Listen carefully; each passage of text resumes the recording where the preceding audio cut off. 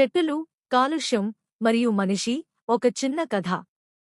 ఒకప్పుడు ఒక గ్రామం తాజా గాలితో నిండిన తోటలతో సుందరంగా ఉండేది. చెట్లు నీడను ఇస్తూ మానవులకు స్వచ్ఛమైన ఆక్సిజన్ అందించేవి.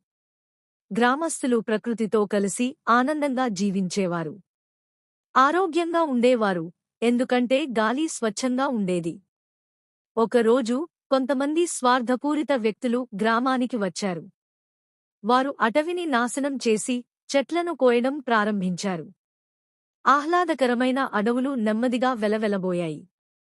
నేల ఎండిపోయింది, చెట్లు కొట్టబడి మిగిలింది వెలివెచ్చిన భూమి. పెద్ద పెద్ద కర్మాగారాలు వచ్చిన తరువాత కాలుష్యం ఎక్కువైంది. పొగతో ఆకాశం నల్లబడిపోయింది, నదులు ఎండిపోయాయి. పక్షులు తమ గూళ్లు కోల్పోయాయి, జంతువులు అటవిని విడిచి వెళ్లాయి. గ్రామస్తులు ఊహించని సమస్యను ఎదుర్కొన్నారు. కాలక్రమేణా ప్రజలు ఆరోగ్య సమస్యలను ఎదుర్కొన్నారు. ఆక్సిజన్ కొరత పెరిగింది, శ్వాస సమస్యలు ప్రారంభమయ్యాయి. ఆసుపత్రులు శ్వాస తీసుకోవడానికి తప్పించే రోగులతో నిండిపోయాయి. ప్రతి ఒక్కరూ స్వచ్ఛమైన గాలిని కోరుకున్నారు. వారు తమ తప్పును అర్థం చేసుకున్నారు. చెట్లు నాశనం చేయడం వల్లనే ఈ సమస్య వచ్చిందని తెలుసుకున్నారు. వారు వెంటనే మొక్కలు నాటడం ప్రారంభించారు.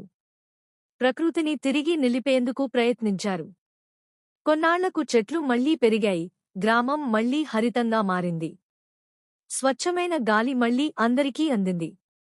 ఇది వారి జీవితానికి ఒక గొప్ప పాఠంగా మారింది. చెట్లు లేనిదే మనుగడ అసాధ్యం. Don't cut the trees, save your trees, save your lives. Please subscribe, like, share.